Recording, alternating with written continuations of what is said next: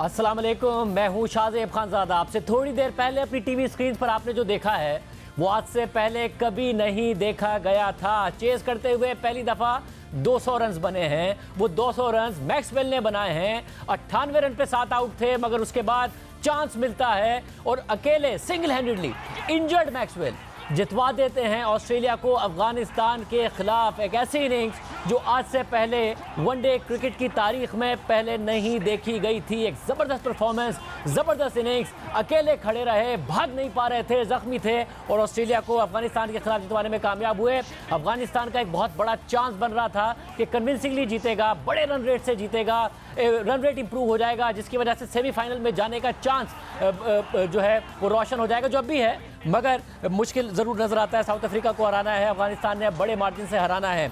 सिक्कू भाई, रज़ाक भाई दोनों मेरे साथ मौजूद हैं। आप दोनों का बहुत शुक्रिया।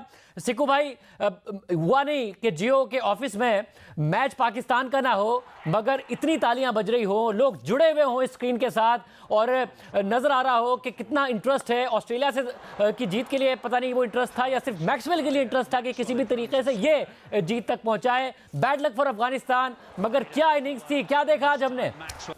शाहज़ेब, मैं इस वक्त जिम में हूँ और आप यकीन करो कि उसके आखिरी में जो यहाँ पे नारे लगे हैं, शोर उठा है, आपको अनबिलीवेबल।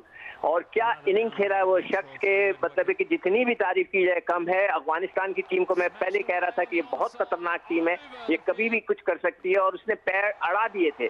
मगर what a inning bye Maxwell. और आप यकीन करें, अब इतनी जोर की तालियां और हमारे जिम में बजी हैं, इतना शोर उठा है कि हैरान कुन था। खैर एनीवे, उसकी वजह भी यह है कि देखें जो पाकिस्तान के लोगों की कुदरत का निज़ाम जो चल रहा है वो बड़ा ज़बरदस्त चल रहा है। लोगों की दुआएं बहुत काम आ रही हैं। मुझे तो लगता है कि न्यूजीलैंड और श्रीलंका के मैच में बारिश ही ना हो जाए और दोनों के एक एक पॉइंट हो जाए तो पाकिस्तान के लिए मैदान बिल्कुल साफ हो जाएगा कि 2 मैच के लिए। मगर अभी भी अफगानिस्तान का एक और मैच है जो कि शायद उन्होंने खेलना है 10 तारीख को, 9 को उनका है, तो 10 तारीख को वो खेलेंगे साउथ अफ्रीका से, तो उसका भी हमने इंतजार अभी और उनके पास चांस है भी हमारा, क्योंकि बिल्कुल आखिर में होगा तो हमें पता होगा कि श्रीलंका और न्यूजीलैंड का क्या रिजल्ट आता है। जाहिर है अगर बहुत कन्विंसिंगली हरा दिया न्यूजीलैंड ने श्रीलंका को तो हमें बहुत बड़े मार्जिन से हराना शायद इंग्लैंड को वो मुश्किल हो जाए। बट रज़ाक भाई, अब बड़ी बड़ी इनिंग्स हमने देखी हैं, आपने जाहिर खेला है तो बहुत कुछ देखा है। एक तो आपकी साउथ अफ्रीका के साथ ज़बरदस्त इनिंग है जिसमें आपने 9 खिलाड़ी आउट होने के बावजूद सेंचुरी मार के जिताया था।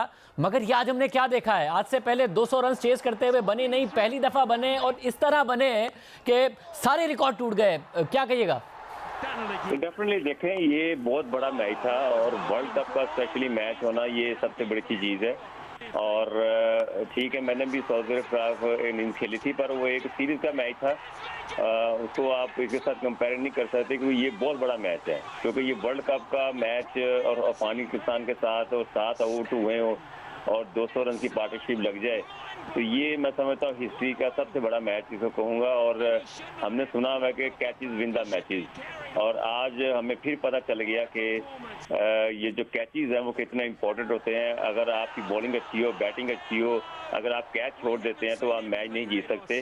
तो यही नज़र आया। और फिर जिस तरह की इनिंग्स मैक्सवेल ने खेली है और जितने अच्छी इसने मिडल किए हैं, जितने छक्के चौके मारे हैं और विद कॉन्फिडेंस और क्रैम्प भी आ रहे थे, तो मैं समझता हूँ वर्ल्ड कप का ये सबसे बड़ा हिस्ट्री का मैच।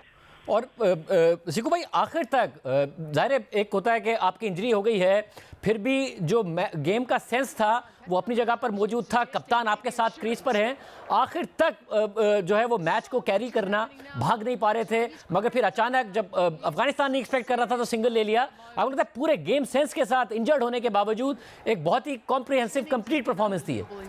देखिए, उसने जो पार्टनरशिप लगाई है उसके कमिंग्स के साथ वो 202 रन की लगाई है। 91 पे 7th विकेट गिरी थी और उसके बाद उन्होंने 202 रन की जैसे कहते हैं अनब्रोकन पार्टनरशिप है ये। इससे बड़ी इनिंग, इससे अमेजिंग इनिंग मेरे ख्याल से मैंने अभी करंटली नहीं देखी और ना ही मुझे याद आ रही है कि इतनी ज़बरदस्त इनिंग। और आप बिल्कुल सही कह रहे हो कि उसको जो क्रैम्प्स पड़ गए थे वो ज़मीन पे लेट गया था, मगर उसके बावजूद तो जिस तरह उसने खेला है अब देखते हैं कि हमारे यहाँ तो फ़खर आज़म ने जो इनिंग खेली थी तो 10 लाख रुपए इनाम दे दिया था कि ऑस्ट्रेलिया भी इनको कोई इनाम देता है या प्रोफेशनली उनको कहता है कि this is your job, you have done it, जो उनकी काम है। मगर व्हाट अ इनिंग सर। मैं चाहिए आप जितनी भी इसकी तारीफ करें, मैं समझता हूँ कि मैंने मॉडर्न डे क्रिकेट में ऐसी इनिंग नहीं देखी। बिल्कुल, और ज़ाहिर फ़खर से तो मुझे वैसे उम्मीद हो रही थी उस दिन सिकू भाई के जो पहला चेस करते हुए डबल 100 बनेगा वो उस दिन बन जाता, बारिश हो गई और आज दूसरा होता फौरी तौर पर। ज़ाहिर है ये बहुत ही ज़बरदस्त इनिंग्स है। रज़ाक भाई, चांस लग रहा है आपको कि पाकिस्तान पहुंचाएगा और उसी सूरत में पहुंचेगा अगर बारिश की वजह से मैच ना हो सका न्यूजीलैंड श्रीलंका का, क्योंकि अदरवाइज अभी जो सूरत हाल है कोई 130 रन से हराना है हमें इंग्लैंड को, और अगर श्रीलंका को ज़्यादा बड़े रन से मार्जिन से हरा दिया न्यूजीलैंड ने फिर तो और ज़्यादा मुश्किल हो जाएगा। देखिए कुछ भी हो सकता है क्रिकेट में। अगर 200 रन की पार्टनरशिप लग सकती है तो क्रिकेट में कुछ भी हो सकता है, यू नेवर नो। अब हम ये नहीं कह सकते कि जी कि पाकिस्तान क्वालिफाई नहीं करेगा, कुछ भी हो सकता है क्रिकेट में, क्योंकि अब ये ना एक्साइटमेंट काफ़ी बढ़ गई है। और देखें वर्ल्ड कप का मतलब ये होता है कि यहाँ पे मैचेस ऐसे हों, और जिस तरह का मैच आज खेला गया है मैं समझता हूँ कि अफगानिस्तान को एक और एक्सपीरियंस हासिल हुआ है कि ये जो क्रिकेट टीम है तभी बनती है जब आपकी बॉलिंग, बैटिंग और फील्डिंग सारी की सारी चीज़ें कॉम्बिनेशन। अच्छा, बहुत शुक्रिया नाज़रीन, गुफ्तगू आपने सुनी। प्रोग्राम में आगे बढ़ते हैं। 3 माह बाद मुल्क भर में आम इंतखाबात होने जा रहे हैं और अभी से ही सियासी जमातों की तरफ से सियासी इत्तेहाद बनाने का सिलसिला शुरू हो चुका है। और तहरीक इंसाफ जो अवाम में तो मकबूल है, लेकिन फील्ड में उसकी कमज़ोर पोजीशन की वजह से तमाम सियासी जमातों ने इमरान खान के वोट बैंक पर गहरी नज़र रखी हुई है, साथ साथ अगले इलेक्शन पर भी नज़र रखी हुई है। और पीपल्स पार्टी जिसकी जड़ें इस वक्त सिंध में मजबूत हैं और वो पीटीआई की अदम मौजूदगी में कराची से ज़्यादा नशिस्तें हासिल करना चाहती है, मगर एमक्यूएम कराची में 2013 वाली नशिस्तें वापस जीतना चाहती है, जिसकी अक्सरियत 2018 में तहरीक इंसाफ ले गई थी। इस वक्त एक तरफ पीपल्स पार्टी की पंजाब क़यादत अगले इलेक्शन में तहरीक इंसाफ के साथ इत्तेहाद का इंदिया दे रही है, तो दूसरी तरफ सिंध में पीपल्स पार्टी मुखालिफ सियासी इत्तेहाद तेजी से उभर रहा है। जहां जेयूआई और जीडीए सिंध में पीपल्स पार्टी के खिलाफ एक इत्तेहाद बनाने जा रही हैं, तो वहीं सिंध के शहरी इलाकों में नून लीग और एमक्यूएम ने एक दूसरे से हाथ मिला लिया है और मुश्तरका तौर पर इंतखाबात लड़ने का फैसला कर लिया है। आज एमक्यूएम के कन्वीनर खालिद मकबूल सिद्दीकी की सरबराही में फारूक सत्तार और मुस्तफ़ा कमाल ने नून लीग के कायद नवाज शरीफ और पार्टी सदर शहबाज शरीफ से मुलाकात की है। और मुलाकात के बाद नून लीग के रहनुमा ख्वाजा साद रफीक ने ऐलान किया कि नून लीग और एमक्यूएम के दरमियान ये तय पाया है कि 8 फरवरी के इंतखाबात में मिलकर हिस्सा लिया जाएगा और दीगर जमातों से भी इस हवाले से बात होगी। जबकि मुस्तफ़ा कमाल ने दावा किया कि एमक्यूएम इस इलेक्शन में 2013 की पोजीशन में वापस जाएगी और नून लीग के साथ काम करेगी। आज मुस्लिम लीग नून और एमक्यूएम के माबैन ये तय पाया है हम 8 फरवरी के इंतखाबात में मिलकर हिस्सा लेंगे। अभी जैसे कि बशीर मेमन साहब ने कहा है, बाकी सियासी जमातें जो हैं अभी चूँकि सिंध स्पेसिफिक बात हो रही है, उनसे भी हमारे रवाबित हैं, बात होगी और इंशाल्लाह चंद दिन में आपको जैसे उन्होंने कहा अच्छी खबरें सुनने को मिलेंगी। हम ग्राउंड पे मौजूद हैं। हम 2013 की पोजीशन पे इंशाल्लाह ताला अपने मैंडेट पे वापस जाएंगे। 2013 में कराची में 20 सीटों में से 17 सीटें एमक्यूएम ने जीती थी। हम उस पोजीशन पे वापस जाएंगे और पाकिस्तान को चलाने बनाने के लिए जो भी इक़दामात हैं पीएमएलएन के मियाँ साहब के, हमने ये तय किया है कि हम आपस में मिलकर पाकिस्तान के लोगों को इस मसाइल के दलदल से निकालने के लिए एक दूसरे की मदद करेंगे, मुश्तरका कोशिशें करेंगे। साथ ही आज एमक्यूएम और नून लीग की मुलाकात का एलामिया भी जारी हुआ है, जिसके मुताबिक दोनों जमातों ने इत्तफाक किया है कि पाकिस्तान के अवाम को मौजूदा मसाइल से निकालने और पाकिस्तान को दोबारा तरक्की की राह पर गामजन करने के लिए मुश्तरका हिकमत अमली इख्तियार की जाएगी। और दोनों जमातों ने 6 रुकनी कमेटी कायम करने का फैसला किया है, जो सूबा सिंध बिलखुसूस उसके शहरी इलाकों के मसाइल के हल के लिए जामे चार्टर तैयार करेगी। और कमेटी दोनों जमातों के दरमियान इश्तराक के लिए क़यादत को हतमी तजावीज़ 10 दिन में पेश करेगी। अब अहम बात यह है कि जब से सिंध में नून लीग की हिमायत से एंटी पीपल्स पार्टी इत्तेहाद की बातें हो रही हैं, तब से ये कयास राइयां भी हो रही हैं कि ऐसी सूरत में पीटीआई और पीपल्स पार्टी का इत्तेहाद भी हो सकता है। और पंजाब जो नून लीग का गढ़ है, वहां पीटीआई के साथ मुमकिन इत्तेहाद का इशारा खुद पीपल्स पार्टी के रहनुमा दे चुके हैं। गुज़िश्ता हफ्ते पंजाब में पीपल्स पार्टी के कायम मकाम सदर राना फारूक सईद ने दावा किया था कि वो पंजाब में पीटीआई समेत दीगर जमातों के साथ इंतखाबी इत्तेहाद की तरफ बढ़ सकते हैं। और पीपल्स पार्टी ने यह दावा सिंध में उसके खिलाफ बनने वाले इत्तेहाद की खबरों के बाद किया था। और अब जब बाकायदा तौर पर नून लीग एमक्यूएम के साथ हाथ मिला चुकी है, तो देखना होगा कि पंजाब में पीटीआई और पीपल्स पार्टी किसी इत्तेहाद की तरफ बढ़ेंगी या नहीं। लेकिन सबसे अहम सवाल यह है कि इस वक्त जो सिंध में पीपल्स पार्टी के खिलाफ इत्तेहाद बन रहा है, उससे पीपल्स पार्टी को क्या फ़र्क पड़ेगा और नून लीग को इसके बदले में क्या मिल सकता है। और नून लीग से इंतखाबी इत्तेहाद आखिर एमक्यूएम को क्या दे सकता है, या फिर एमक्यूएम से इंतखाबी इत्तेहाद नून लीग को क्या दे सकता है, क्योंकि पंजाब में तो एमक्यूएम का कोई वोट बैंक नहीं है। और कराची में 2018 में जब एमक्यूएम हारी थी तो उसकी जगह तहरीक इंसाफ जीती थी, और इस हद तक जीती थी कि 2013 में कराची से कौमी असम्बली की 1 सीट जीतने वाली तहरीक इंसाफ 2018 में 14 सीटें जीत गई थी, और 2013 में कराची से कौमी असम्बली की 17 सीटें जीतने वाली एमक्यूएम 2018 में सिर्फ 6 सीटें जीत पाई थी। और यहाँ तक कि सिंध असेंबली में अपोजिशन लीडर भी तहरीक इंसाफ का था, क्योंकि 2018 में तहरीक इंसाफ की 30 सूबाई असेंबली की नशिस्तें थी और एमक्यूएम की महज सूबे में 21 सीटें रह गई थी। हालांकि 2013 में सिंध असेंबली में एमक्यूएम की 50 और तहरीक इंसाफ की 4 नशिस्तें थी, और 2013 से 2018 के सफर में जहां एमक्यूएम की जगह तहरीक इंसाफ कराची में ऊपर आई, वहीं नून लीग को इसका कोई फायदा नहीं हुआ। 2013 में नून लीग ने कराची में कौमी असेंबली की 1 सीट जीती थी, मगर 2018 में वो कराची से कौमी असेंबली की कोई 1 सीट भी नहीं जीत पाई थी। 2013 में नून लीग के पास सिंध असेंबली की 7 नशिस्तें थी, मगर 2018 में नून लीग का एक भी एमपीए सिंध असेंबली में नहीं था। और दिलचस्प बात यह है कि रवा साल जनवरी में जब बल्दियाती इंतखाबात हुए तो एमक्यूएम ने उसका बॉयकॉट किया, और तहरीक इंसाफ इस बल्दियाती इंतखाबात में सिर्फ 43 नशिस्तें ले पाई, मगर इस सूरत में नून लीग कराची की नुमाइंदा जमात के तौर पर ऊपर नहीं आई और उसने सिर्फ 8 नशिस्तें हासिल की। और पीटीआई की जगह कराची के बल्दियाती इंतखाबात में पीपल्स पार्टी ने 104 और जमात इस्लामी ने 87 नशिस्तें हासिल की। यानी नून लीग गुज़िश्ता 3 इंतखाबात में बल्दियाती, सूबाई और कौमी असम्बली के इंतखाबात में कराची के अवाम की चॉइस नहीं रही है, तो फिर एमक्यूएम से इत्तेहाद से नून लीग को क्या फ़ायदा होगा और नून लीग से इत्तेहाद से एमक्यूएम को क्या फ़ायदा होगा। साथ ही जमात इस्लामी जो बल्दियाती इंतखाबात में एमक्यूएम की अदम मौजूदगी में एक बड़े स्टेक होल्डर के तौर पर सामने आई थी, वो इस इत्तेहाद को कैसे देख रही है, पीपल्स पार्टी कैसे देख रही है। हमारे साथ एमक्यूएम से सीनियर डिप्टी कन्वीनर मुस्तफ़ा कमाल साहब मौजूद हैं, और उसके बाद मेयर कराची मुर्तज़ा वहाब और जमात इस्लामी के अमीर कराची हाफिज़ नईमुर रहमान साहब हमारे साथ मौजूद होंगे। पहले मुस्तफ़ा कमाल साहब आपसे बात हो जाए, जो नंबर्स हैं वो ये नहीं जस्टिफाई कर रहे कि इस इत्तेहाद का आपको क्या फ़ायदा होगा या फिर नून लीग को क्या फ़ायदा होगा। नून लीग की पिछले 3 इंतखाबात में कोई प्रेजेंस नहीं रही है, जब आपकी प्रेजेंस कम हुई है तो तहरीक इंसाफ को मिली है, बल्दियाती में आपने बॉयकॉट किया है तो जमात इस्लामी पीपल्स पार्टी ने फ़ायदा उठाया है। क्या मंतक है इंतखाबी तौर पर इस इत्तेहाद की? देखिए शाहजेब साहब, हमारा ये मानना है कि पाकिस्तान में अब जो एब्सोलूट मेजॉरिटी किसी के पास नहीं आने वाली, और तमाम जिसको भी वज़ीर जो भी पंजाब जीतेगा और वो इतने नंबर उसके पास आएंगे कि उसको फिर दूसरी पार्टी से इल्हाक और इत्तेहाद करना पड़ेगा। हम समझते हैं कि आज जो एमक्यूएम है वो ज़्यादा मजबूत है पहले से, और हम अपनी पुरानी पोजीशन पर वापस जाएंगे इंशाअल्लाह ताला। कराची में आज पहले 2013 में 20 सीटें थी, आज 22 सीटें, और हम उसी तरह के परसेंटेज उठाएंगे इंशाअल्लाह ताला कराची की सीटों से। और जिस तरह से लोगों का रुझान नज़र आ रहा है, हमें इस वाली बात में इस इत्तेहाद का की ये मंतक भी हो सकती है कि देखिए हम विक्टिम है पीपल्स पार्टी के 15 सालों की गवर्नेंस का, जहाँ पर वो सब कुछ उन्होंने तबाह बर्बाद कर दिया, और वो एटीट्यूड अपना चेंज करने के लिए तैयार नहीं है। वो अपनी पावर, अपनी पुलिस, अपने पैसे से वो कब्ज़ा करना चाहते हैं, वो दिलों पर कब्ज़ा करना चाहते हैं। उन्होंने इतनी बैड गवर्नेंस की है, इतने पैसे कमाए हैं कि वो इंतखाब लड़ना नहीं, इंतखाब ख़रीदना चाहते हैं। तो हम वफाक की पार्टीज़ के साथ हम बात कर रहे हैं, पीएमएलएन के साथ जो है वो हमारा जो इस वक्त लास्ट आखिरी गवर्नमेंट का जो तजुर्बा है उसमें एक अगर मैं आपको मिसाल दूं, जो है मरदमशुमारी पे पीपल्स पार्टी के न्यूमरेटर्स ने, डीसीज ने 7 अप्रैल को 1 करोड़ 30 लाख पर कराची की आबादी को लॉक कर दिया था कि इससे ज़्यादा आबादी नहीं है।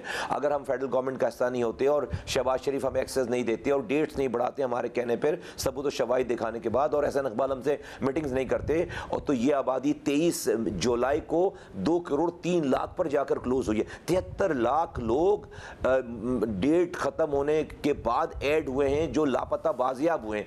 तो ये एक हमारा एक खुशगवार एक तजुर्बा है। मगर ये जो खुशगवार है, अब पोस्ट इलेक्शन इत्तेहाद की सूरत में तो ये बात समझ में आती है, बट आपने एक प्री इलेक्शन इत्तेहाद किया है।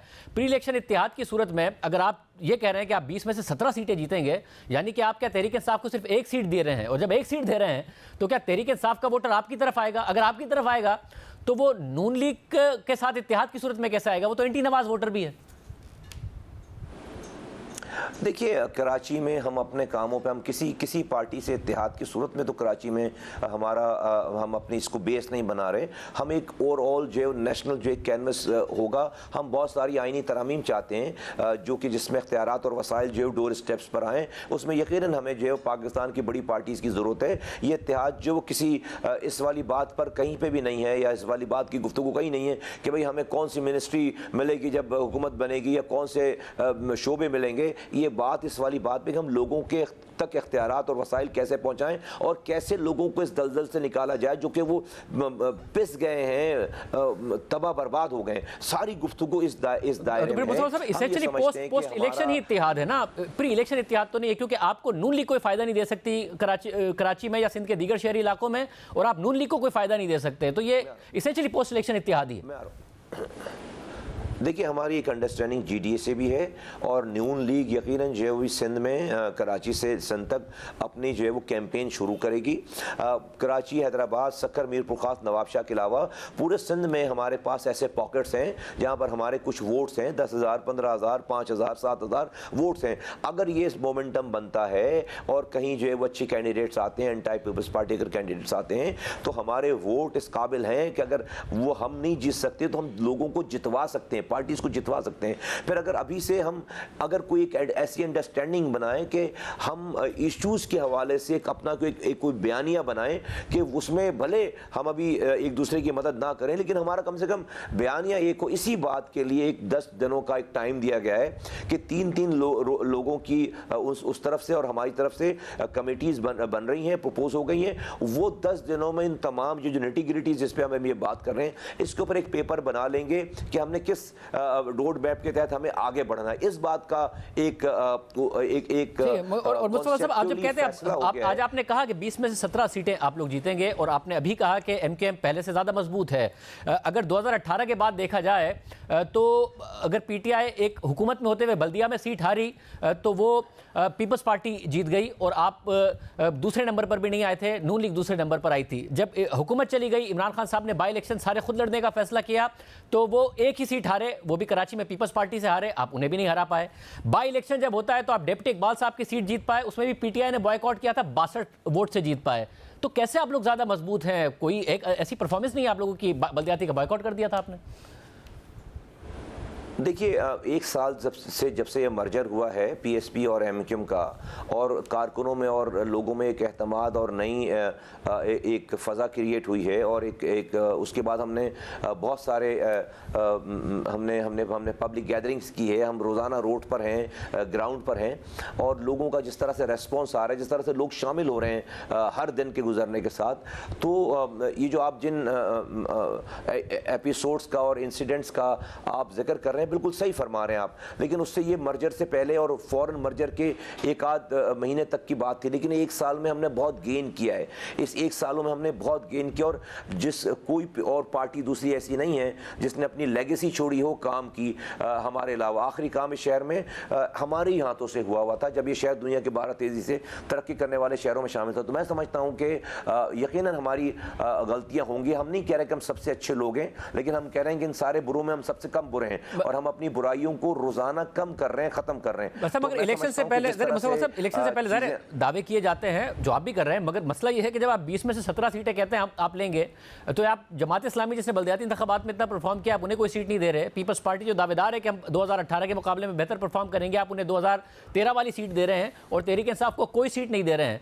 ये अब नून लीग तो ये गारंटी नहीं दे सकती, आपको किसी और ने दी है? हमें किसी ने नहीं दिया, हमें अवाम ये गारंटी दे रही है। जमात इस्लामी की आप बात कर रहे हैं, जमात इस्लामी को हमने हमारे बॉयकॉट की वजह से उनको खैरात में ये सीटें मिली हैं। आप उनके नंबर उठा रहे हैं वोटों के, उनके 4 लाख वोट हैं।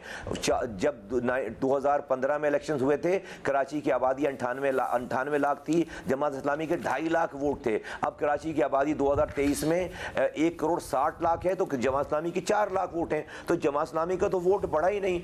जमात इस्लामी जहाँ से, वो तो एमक्यूएम नहीं थी, जहाँ से एमक्यूएम 30,000 पर एक यूसी निकालती है, वहां से जमात इस्लामी 700 पे, 800 पे, 1200 पे यूसी जीती है। जिस दिन एमक्यूएम आ जाएगी जमात इस्लामी के पास ये सीटें नहीं रहेंगी, तो जमात इस्लामी तो नहीं ले सकती कोई जगह। जमात इस्लामी का कोई नहीं है, उसको लोगों ने वोट नहीं दिया, हमारी गैर मौजूदगी में उसको वोट नहीं दिया। पीपल्स पार्टी ने 15 सालों में कुछ ऐसा किया नहीं कि उसको उसके ट्रेडिशनल कुछ इलाकों से वोट मिल जाए तो मिल जाए। पीटीआई, मैं नहीं समझता कि ये वाली पीटीआई, 2018 में भी पीटीआई को 14 सीटें जीते नहीं थे। वो तो जाकर सो गए थे, उनको सुबह उठाकर कहा गया कि भाई आप जो है वो एमएनए बन गए, मुबारक हो आपको। मैं समझता हूँ वो माहौल आज नहीं है। तो हमें लोगों के रिएक्शंस, लोगों का जो जेस्चर है, लोग जिस तरह से हमारे पास आ रहे हैं, अभी हम टाउनों के जलसे कर रहे हैं और वो जलसे शहर के जलसों से बढ़े, तो इस बिना पर हम समझते हैं और अपने काम की बिना पर ही समझते हैं कि आखिरी। जब आप 2018 की एग्जाम्पल दे रहे हैं वो दुरुस्त है कि बहुत सारी ऐसी मिसालें सामने आती हैं कि 2018 में कराची में भी मुतादिद कॉन्स्टिट्यूंसीज में ज़बरदस्ती जितवाया गया तहरीक इंसाफ को। मगर जब आप 2013 की मिसाल देते हैं कि आपने 17 सीटें उसी तरह जीतनी है, तो 2013 में भी कुछ कॉन्स्टिट्यूंसीज की मिसालें हैं जिसमें एमक्यूएम हार रही थी मगर आप लोग ज़बरदस्ती जीते थे, जिसके ऊपर प्रोटेस्ट भी हुआ था। तो फिर उसी तरह जीतेंगे या फेयर एंड स्क्वायर जीतेंगे? नहीं, 2017 में 13 में इस तरह की चीज़ कोई नहीं हुई थी शाहजेब भाई कि आरटीएस सिस्टम बंद करके कोई एमक्यूएम ने कोई सीट उठाई हो। कोई वो छोटी मोटी जो है वो उठा पटक मारा मारी इलेक्शन का हिस्सा है, एहतजाज और सारी चीज़ें इलेक्शन का हिस्सा है। और वो तो हम भी जाकर बैठ गए थे, हम भी उस रिजल्ट को नहीं मान रहे थे 3 दिनों तक। हमारे भी उस वक्त के कायदे तहरीक ने कहा था कि भाई जाकर जो है इलेक्शन कमीशन के आगे बैठ जाओ। 17 सीटें जीतने के बाद हम भी जाकर बैठ गए थे। तो मैं नहीं समझता कि 2013 का कोई कंपैरिजन है। देखिए 2005 से 2010 का जो हमारी निज़ामत का काम है वो 2013 में डाइल्यूट नहीं हुआ था और आज भी डाइल्यूट नहीं हुआ है। आखिरी काम वही है, लोग इसको याद रखते हैं और हम इसे दोबारा उससे बेहतर करेंगे। आपकी जो अपनी कारकर्दगी रही उससे तो कोई इनकार नहीं है, जो आपने बतौर मेयर कराची में परफॉर्म किया था। बट ये तो 20 में से 17 है, ये बल्ले का निशान बैलेट पेपर पे होने के बावजूद आप कह रहे हैं? जी इंशाअल्लाह ताला यहाँ पर जो है वो जो हालात हैं, देखें कराची की डायनामिक्स, कराची में एक शहर में 25 शहर रहते हैं, हर इलाके की डायनामिक्स अलग है। ये कोई वो नहीं है, हर इलाका डिफेंस का इलाका या क्लिफ्टन का इलाका नहीं है कराची में ना। तो हम चूँकि ग्राउंड पे और इंशाअल्लाह ताला डिफेंस क्लिफ्टन के लोगों को भी जो है समझ आई है और वो जो जिस तरह के हालात हो गए सब एक्सपोज हो गया सारा। और इंशाअल्लाह ताला एमक्यूएम जो है वो अपनी लॉस्ट ग्लोरीज जो है वो वापस लेगी। इंशाअल्लाह ताला हम अपनी सीटें बहाल करेंगे। बहुत शुक्रिया। इस सारी सूरत हाल को पीपल्स पार्टी और जमात इस्लामी कैसे देख रही हैं? क्या वो किसी से इत्तेहाद करेंगी? एक ब्रेक के बाद बात करते हैं।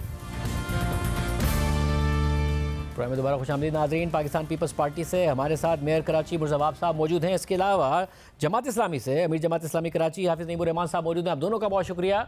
पूरे सिंध में पाकिस्तान पीपल्स पार्टी ने 2008 के मुकाबले में 2013 में ज़्यादा सीटें ली, फिर 2013 के मुकाबले में 2018 में ज़्यादा सीटें ली। मगर अब आपकी अभी कुछ दिन पहले तक की इत्तेहादी आज एमक्यूएम से इत्तेहाद करती है। एमक्यूएम क्लेम करती है कि हमने 2013 में जो 20 में से 17 सीटें ली थी उतनी सीटें लेंगे कराची में।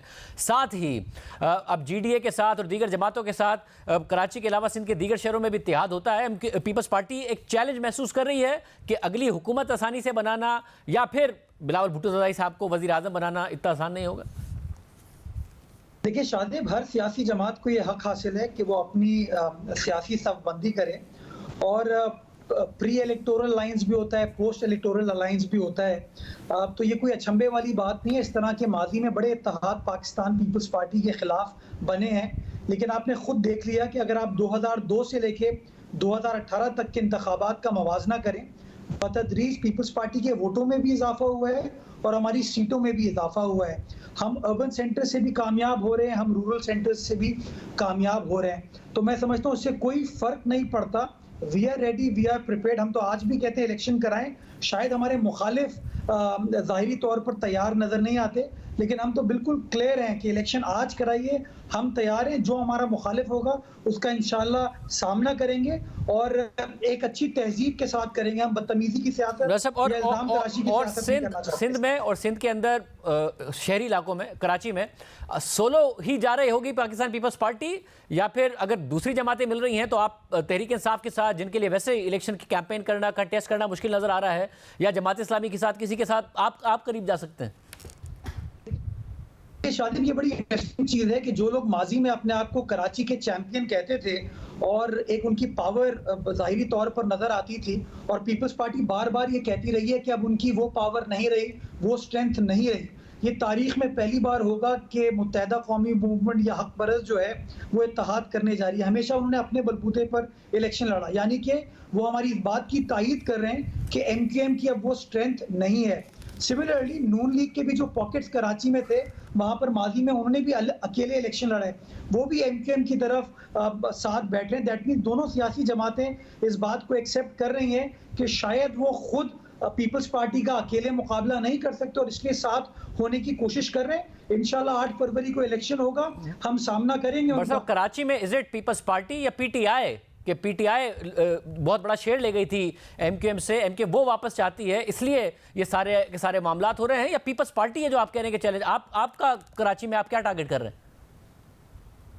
देखें शादेब साहब, मैं अगर कराची की इस वक्त पॉलिटिक्स को देखूं तो मैं समझता हूं पीपल्स पार्टी के अपने स्ट्रॉन्ग एरियाज हैं, मुत्तहदा कौमी मूवमेंट का वोट बैंक भी है, जमात इस्लामी का भी है, कहीं कहीं PTI का भी है। ये 4 मेजर मेरे ख्याल में कंटेंडर्स हैं कराची की 22 कौमी असेंबली की नशिस्तों के, और मैं ये समझता हूं कि उसके अंदर जो हमारे पॉकेट एरियाज हैं वहां पे हमारी स्ट्रेंथ अल्हम्दुलिल्लाह बिल्कुल ठीक है, हमने परफॉर्म किया, हमने डिलीवर किया है। और हालिया बल्दियाती इंतखाबात में लोगों को नजर आया कि मलीर के तीनों टाउन्स पाकिस्तान पीपल्स पार्टी ने स्वीप किए, जिसकी 3 कौमी असेंबली की नशिस्तें बनती हैं, 5 प्रोविंशियल असेंबली की बल्कि 6 प्रोविंशियल असेंबली की नशिस्तें बन रही है। हमने लियारी को स्वीप किया जो कि 1 कौमी असेंबली की सीट बनती है और 3 सूबाई असेंबली की सीटें वहां पर बन रही हैं। हमने जो जिला किमाड़ी है उसको स्वीप किया, उसके अंदर जो तीनों टाउन्स हैं उसके अंदर हम कामयाब हुए, उसकी 2 कौमी असेंबली की नशिस्तें बनती हैं, 5 सूबाई असेंबली की बनती हैं। सिमिलरली वेस्ट के अंदर हमने कामयाबी हासिल की, ईस्ट में कुछ एरियाज में हमने हासिल की और हमने कुछ कामयाबी कोरंगी में भी हासिल की। तो मैं समझता हूं कि जो मारूदी हालात हैं इस वक्त कराची के, जो सियासी जमात डिलीवर करती है, जो डेवलपमेंट का एजेंडा लेके आएगी, जो बेहतरी का एजेंडा लेके आएगी, कराची वाले उसकी तरफ देख रहे हैं। और मैं समझता हूँ सबसे ज्यादा वेल इक्विप्ड अगर सियासी जमात इस वक्त कराची शहर में है तो वो पाकिस्तान की। वैसे मगर ज़रा MQM भी यही पिच कर रही है ना कि जब हम नून लीग के साथ मिलेंगे और हुकूमत आएगी तो हम कराची के लिए डेवलपमेंट में डिलीवर कर सकेंगे। पाकिस्तान पीपल्स पार्टी ने उस तरीके से 15 साल में नहीं किया। कैसे करेंगे शाहजेब? मैं सवाल पूछता हूँ, कैसे करेंगे? तो कराची में ग्रीन लाइन बनी है, वो नून लीग नहीं बनाई ना। नहीं, एक मिनट, कराची का मेयर उनका नहीं है, कराची की लोकल गवर्नमेंट में इस वक्त वो मौजूद नहीं है। क्या आप मुझे कह रहे हैं कि मुत्तहदा कौमी मूवमेंट और नून लीग मिलके हमारे खिलाफ प्रोविंशियल गवर्नमेंट बनाएंगे? ये दोनों सियासी जमातें मिलके और लोगों को भी जोड़ लें, इनके पास सिंध की 130 नशिस्तों के ऊपर उम्मीदवार नहीं होंगे। तो यानी आप ये कह रहे हैं कि सिंध में ना हुकूमत में आपको कोई चैलेंज नजर नहीं आ रहा, आप कह रहे हैं हम ही बनाएंगे, फिर मेयर भी हमारा होगा, तो वो कैसे डिलीवर कर पाएंगे? मगर मैं कह रहा हूं आप कोई सीट एडजस्टमेंट्स का सोच रहे हैं जमात इस्लामी के साथ या फिर तहरीक इंसाफ के साथ इस मुकाबला करने के लिए या नहीं? सॉरी, आप किसी सीट एडजस्टमेंट का सोच रहे हैं जमात इस्लामी या तहरीक इंसाफ के साथ, या बिल्कुल सोलो ही कराची में आप कंटेस्ट कर रहे होंगे? अभी तक इस तरह का कोई फैसला पीपल्स पार्टी की जानिब से नहीं हुआ, और जब फैसला होगा उस फैसले को शेयर कर लिया जाएगा। बट हम ये समझते हैं कि हमें इस वक्त जो मारूजी हालात हैं उसके अंदर हमें किसी इत्तेहादी की ज़रूरत नहीं है। हमने सिंध के अंदर सिंध की आवाम का मुकदमा लड़ा है बार बार। मैं MQM वालों से पूछता हूँ कि MQM और GDA क्या उसके सेम मकासद हैं? क्या MQM और नून लीग के सेम मकासद हैं? क्या MQM मुतमईन थी जब वो नून लीग की शाहिद खाकान अब्बासी की हुकूमत का वो हिस्सा बने थे? क्या मुत्तहदा कौमी मूवमेंट मुतमईन थी कि 2013 से लेकर 2018 तक मुस्लिम लीग नून ने कराची के अंदर कोई डेवलपमेंट का काम किया था? या पिछले 1.5 सालों में जब नून लीग की हुकूमत बनी थी जिसके हम भी इत्तेहादी थे और MQM भी इत्तेहादी थी, मैं सवाल पूछूंगा, K4 कराची का इतना बड़ा मसला है, क्या K4 के लिए जो वफाकी हुकूमत ने कमिट किए थे पैसे कि बजट में 125 अरब रुपए रखेंगे, क्या वो उन्होंने बजट में रखे? आप मुझे बताइए, सिंध के अंदर कोई डेवलपमेंट पैकेज उस बजट में अप्रूव कराया गया? कराची के अंदर MA जिन्ना रोड जो कि उस जमाने में SIDC या नून लीग ने स्टार्ट की थी, आज वो तबाही का शिकार है, वो नहीं बन पाई है। आज और मुर्तज़ा साहब, इस सारे के सारे सिनेरियो में क्या काम आप एक ऐसी शख्सियत हैं जो कॉन्स्टिट्यूंसी पॉलिटिक्स माजी में कर चुके हैं, मगर मेयर होने की हैसियत से आपको नजर आ रहा होगा कि इस वक्त क्या सिचुएशन है तहरीक इंसाफ ही आप सबके लिए ज्यादा बड़ा चैलेंज होगा अगर बल्ले का निशान बैलेट पेपर पर होगा कराची में? शादिब, अभी 3 दिन पहले इलेक्शन हुए हैं, बल्ले ने इलेक्शन लड़ा हमारे खिलाफ, आपने देख लिया कि बल्ले का क्या हाल हुआ। तो मैं समझता हूं जो इस वक्त ग्राउंड रियलिटी है, कराची वाले ऐसी सियासी जमात के साथ अलाइन करना चाहते हैं जो कि मसाइल को हल करे, कि इलेक्शन के बाद इख्तियारात का रोना ना रोए, ये ना कहे कि मैं ये काम नहीं कर सकता, वो काम नहीं कर सकता। ऐसी सियासी जमात हो जो उनके लिए मसाइल का निजात निकाल सके, ये ना हो कि मसाइल में इजाफा हो। मैं चाहूंगा मादी के स्टेटमेंट्स MQM के नून लीग के हवाले से उठा के देख लीजिए। क्या चौधरी निसार साहब के स्टेटमेंट नहीं देखे? वसीम अख्तर साहब के स्टेटमेंट नहीं देखे? आप अभी असेंबली के बाहर थे। मुर्तज़ा साहब, आप अभी इतिहाद से निकले, आप लोग नून लीग के बारे में क्या कहते थे? ये तो आप लोगों की रीसेंट हिस्ट्री है और हो सकता है 2024 के इंतखाबात हो जाएं, दोबारा भाई भाई हो जाएं, तो ये तो आपकी सियासत जैसी रही है वैसी दूसरों की सियासत भी रही है।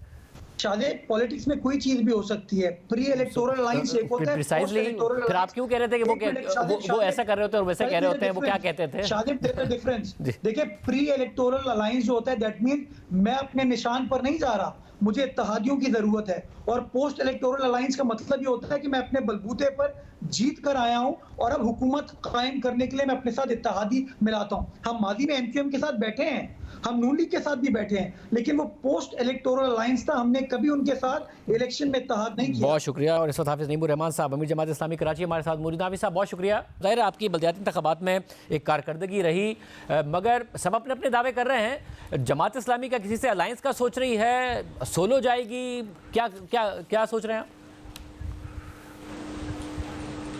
देखिए, इस वक्त तो जो बिल्कुल वाज़ेह बात है वो ये है कि हम अपने निशान, अपने परचम, अपने नाम के साथ इलेक्शन में जा रहे हैं। और हमारी मजमूई पॉलिसी भी ये है कि अगर लोकल कोई एडजस्टमेंट कहीं हो सकती है, किसी पार्टी से किसी एक शहर में किसी एक जगह बात हो सकती है, तो बिल्कुल करने में कोई हर्ज नहीं है।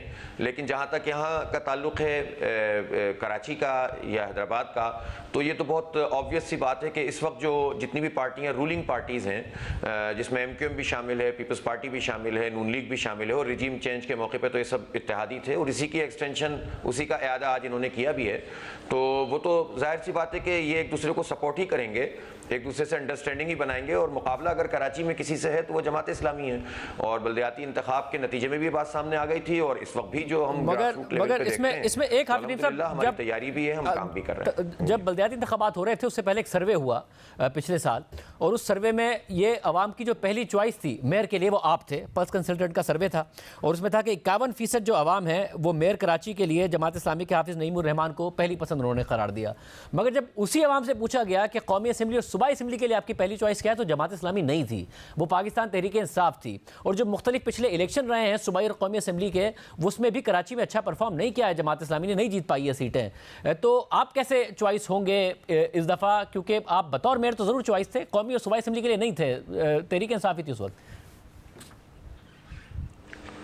अच्छा, एक बात तो शाज़ेब ये है कि ठीक है, मेयर के लिए अलग से सवाल था और उसमें 51% लोगों ने कहा था, लेकिन जमात इस्लामी को आप वोट देंगे और किस पार्टी को वोट देंगे, जब ये सवाल हुआ था तो उसमें बल्दियात में लोगों ने 32% हमें कहा था और 28% हमें कहा था और 24% PTI को कहा था। और उन्हीं लोगों में से जब सवाल किया गया कि कौमी में किसको देंगे, तो 32% लोगों ने PTI कहा था और 23% लोगों ने जमात इस्लामी कहा था।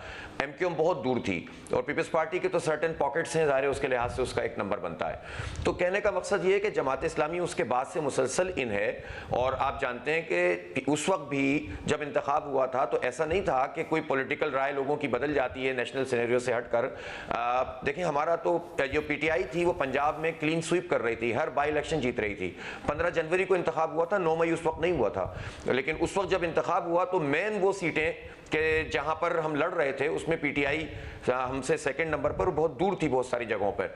इसके बावजूद ठीक है, हमने एक अच्छा मुकाबला किया और हम नंबर 1 पोजीशन पर आए। इसमें मसला है कि 2002 में MMA के प्लेटफॉर्म से आप लोग जीते और MQM को बहुत बड़ा सेटबैक हुआ था, मगर उसके बाद 2008, 2013, 2018 जमात इस्लामी की कारकर्दगी बहुत बुरी रही, कौमी असम्बली में भी और सूबाई असम्बली के इंतखाबात में भी। यहाँ तक कि 2013 के मुकाबले में 2018 में MQM ने बहुत ज़्यादा लूज़ किया, तो 14 सीटें ले गई तहरीक इंसाफ, प्रोविंशियल असम्बली में लीडर ऑफ द ऑपोजिशन ले गई तहरीक इंसाफ। जो MQM का डाउनफॉल था वो भी राइज नहीं बना जमात इस्लामी का।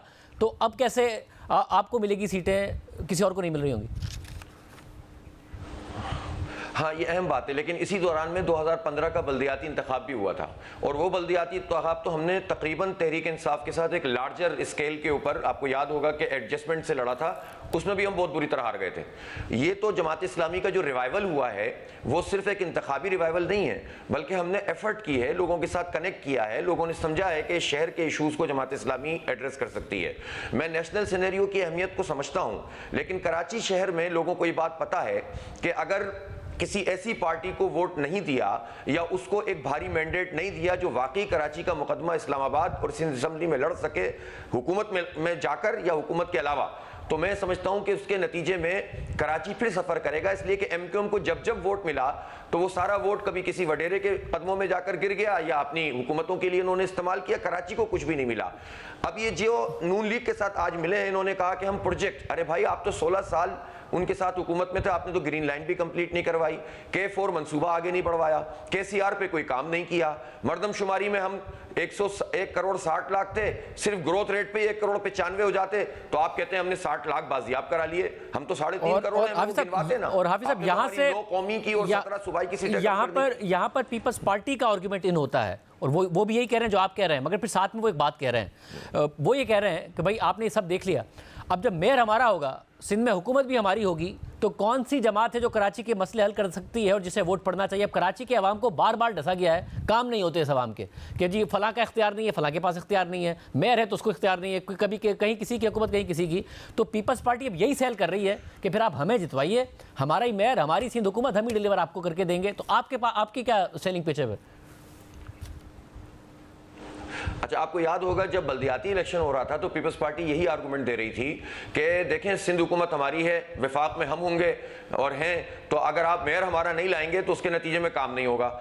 अब तो सारी चीजें पीपल्स पार्टी ने एंजॉय कर ली, देखें उसके बावजूद लोगों ने पीपल्स पार्टी को वोट तो नहीं डाले थे ना। सब जानते हैं इस बात को, बच्चा बच्चा कहता है कि भाई कराची के मेयर जैसे इंतखाब कराने तो फिर शफाफ इंतखाब कैसे होगा। चंद सीटों के अलावा वोट के लिहाज से सीटें तो हासिल की ना, हमसे वो इतनी ज्यादा सीटें हासिल की। अगर आपकी जो डिस्प्यूटेड आप सीटें कहते थे उसके अलावा भी सीटें तो बहुत ज्यादा ली, जो कि पीपल्स पार्टी तवक्को नहीं कर सकती थी, लोग नहीं तवक्को कर सकते थे कि वो कराची में लेगी।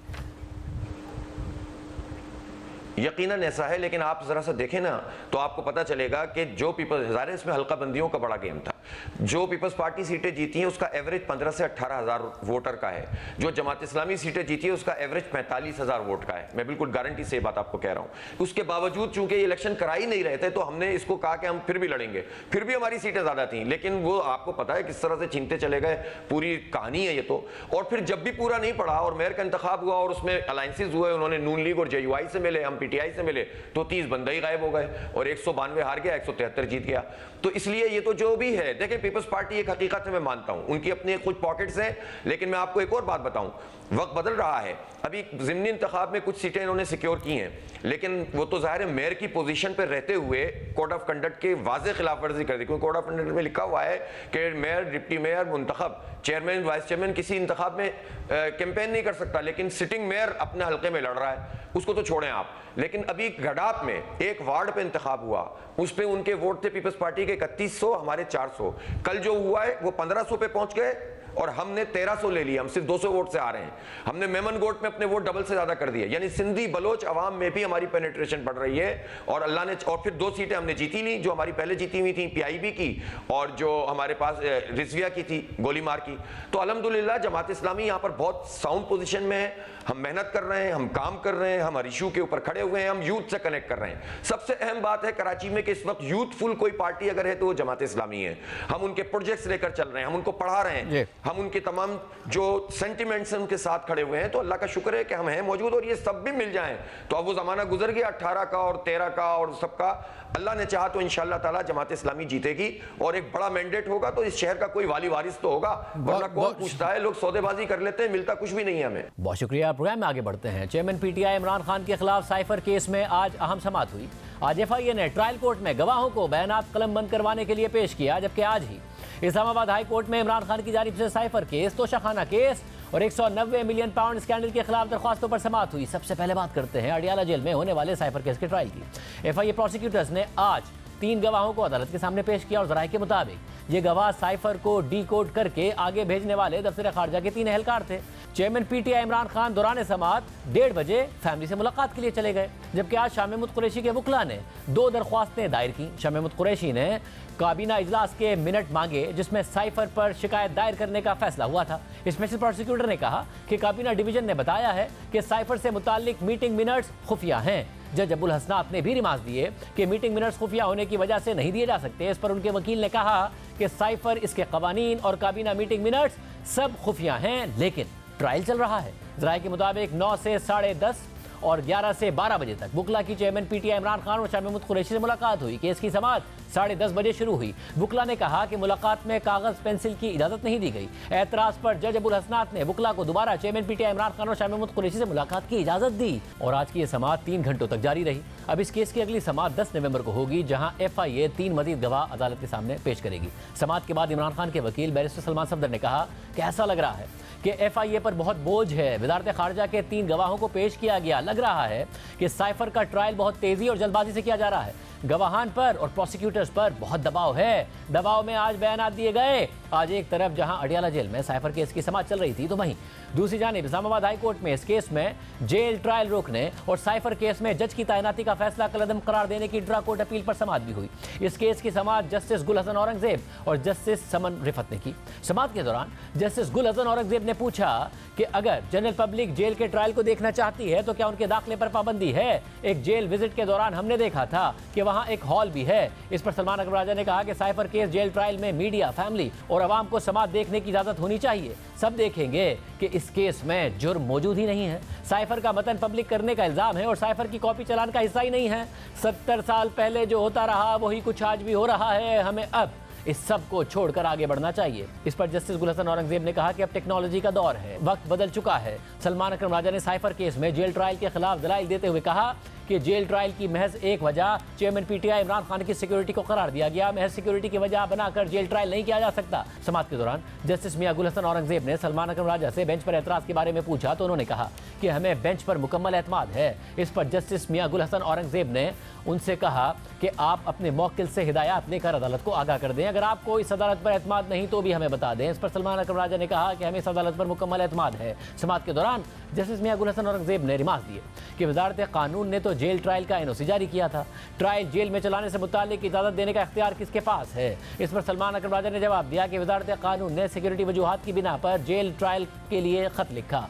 चेयरमैन पीटीआई को इस दौरान अटक से अडियाला जेल मुंतकिल कर दिया गया। समाअत के दौरान जस्टिस गुल हसन औरंगजेब ने रिमार्क दिए कि ये अदालत चाहती है कि इस केस का फैसला जल्द कर दिया जाए। इस पर सलमान अकबर राजा ने अदालत से इस्तदा की कि अदालत जेल ट्रायल पर हुक्म इम्तना जारी कर दे। अदालत ने उनकी इस्तदा मुस्तरद करते हुए कहा कि अटॉर्नी जनरल को सुन लें, अभी हुक्म इम्तना जारी नहीं करेंगे। अटॉर्नी जनरल ने अदालत की ऑब्जर्वेशन और आपके तहफ़्फ़ुज़ात भी सुन लिए हैं। अटॉर्नी जनरल साहिब, गैर मुनासिब अंदाज में ट्रायल आगे ना बढ़ाया जाए। इस पर अटॉर्नी जनरल मंसूर उस्मान अवान ने कहा कि मैं यकीनी बनाऊंगा कि मुल्ज़िम के हुकूक मुतासिर ना हो। इस पर जस्टिस गुल हसन ने कहा कि इंसाफ ना सिर्फ होना चाहिए बल्कि होता हुआ दिखाई भी देना चाहिए। ये कहते हुए अदालत ने इस केस की समाअत 14 नवंबर तक मुलतवी कर दी। इसके अलावा आज इस्लामाबाद हाई कोर्ट में ही इमरान खान की तोशाखाना केस में ट्रायल कोर्ट का फैसला और इस केस में जज की तैनाती का फैसला कदम करार देने की अपील और तोशाखाना केस और 190 मिलियन पाउंड केस में जमानत बहाल करने की दरख्वास्त पर समाअत हुई। इन दोनों दरख्वास्तों की समाअत chief justice Islamabad high court की सरबराही में 2 रुकनी डिवीजन बेंच ने की। अदालत ने इमरान खान की जानिब से तोशाखाना केस में ट्रायल कोर्ट का मुकम्मल फैसला मुअत्तिल करने की दरख्वास्त पर दलाइल तलब कर लिए। तोशाखाना केस में नैब तहकीकात और 190 मिलियन पाउंड केस में जमानत बहाली की दरख्वास्त पर अदालत ने नैब प्रोसिक्यूटर से नैब ऑर्डिनेंस 1999 और इसमें अब तक की तरामीम की कॉपी तलब कर ली और कहा कि वजारत कानून के मजाज अफसर आइंदा मंगल को अदालत के सामने पेश हो। प्रोग्राम में एक ब्रेक शामिल करते हैं।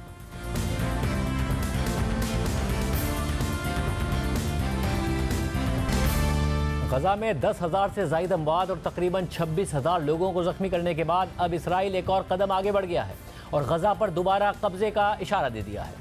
इसराइली वज़ीर आज़म नेतन्याहू ने कहा है कि जंग खत्म होने के बाद इसराइल गजा से वापस नहीं जाएगा बल्कि वो गजा की सिक्योरिटी का इंतजाम संभाल लेगा। इसराइल ना सिर्फ अपने अहदाफ हासिल करने की कोशिश कर रहा है बल्कि किसी भी सूरत किसी की भी बात नहीं सुन रहा है। यहाँ तक कि वो अमरीकी तजावीज़ को भी मुस्तरद कर रहा है और बज़ाहिर अमरीका बेबस नजर आ रहा है। मगर सिर्फ यही नहीं, अमरीका को दुनिया भर में और ख़ास तौर पर मशरिक़ वस्ता में भी गजा की सूरत हाल से मुताल्लिक सख्त दबाव का सामना है और कोई भी मुल्क अमरीकी तजावीज़ को नहीं मान रहा है। मगर अमरीका साथ ही इसराइल को भरपूर इमदाद भी दे रहा है।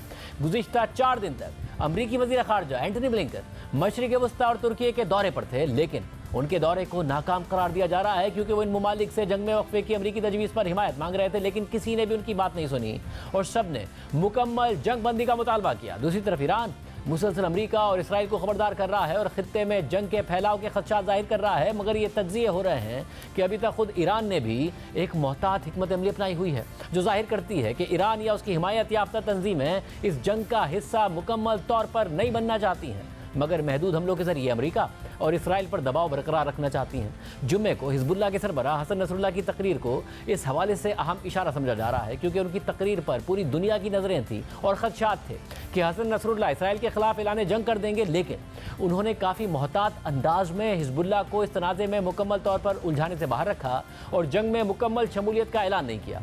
साथ ही उन्होंने ये भी वाज़ेह किया कि 7 अक्टूबर को इसराइल पर हमास ने जो हमला किया वो मुकम्मल तौर पर हमास का अपना ऑपरेशन था जिससे ईरान और हिजबुल्लाह का कोई ताल्लुक नहीं है। इस सूरत हाल के हवाले से अमरीकी नशरियाती इदारे CNN ने भी एक आर्टिकल छाया किया है जिसमें ईरान की मोहतात हिकमत अमली पर तबसरा किया गया है। आर्टिकल में लिखा है कि ईरान के तमाम आयतुल्लाह कम अज़ कम बयानात की हद तक इसराइल की तबाही चाहते हैं क्योंकि यरूशलेम में इस्लाम की तीसरी सबसे मुक़द्दस जगह यानी मस्जिद अक्सा है जो यहूदियों के लिए भी मुक़द्दस है। ईरान ये भी समझता है कि इसराइल खित्ते में उसका सबसे बड़ा फौजी दुश्मन है, लेकिन ईरान की तरफ से इसराइल के खिलाफ मुकम्मल जंग छेड़ने का इम्कान नहीं है। ऐसी जंग जो अमेरिका को भी शामिल कर सकती है। हिजबुल्लाह की तरफ से जंग में फैलाव के किसी भी फैसले को ईरान की इजाज़त दरकार होगी और इस वक्त तेहरान और उसकी प्रॉक्सीज शाम, लबनान, यमन और इराक में इसराइल और अमरीकी फोर्सेस पर हमलों के जरिए दबाव डालकर रखना चाहती हैं, लेकिन जंग को फैलने नहीं देना चाहती हैं। आर्टिकल के मुताबिक लगता है कि ना ईरान और ना ही हिजबुल्लाह के पास इस हवाले से कोई प्लान था कि गुज़िश्ता महीने इसराइल में हमास के ऑपरेशन के बाद आगे क्या करना है। ताहम ये मुमकिन है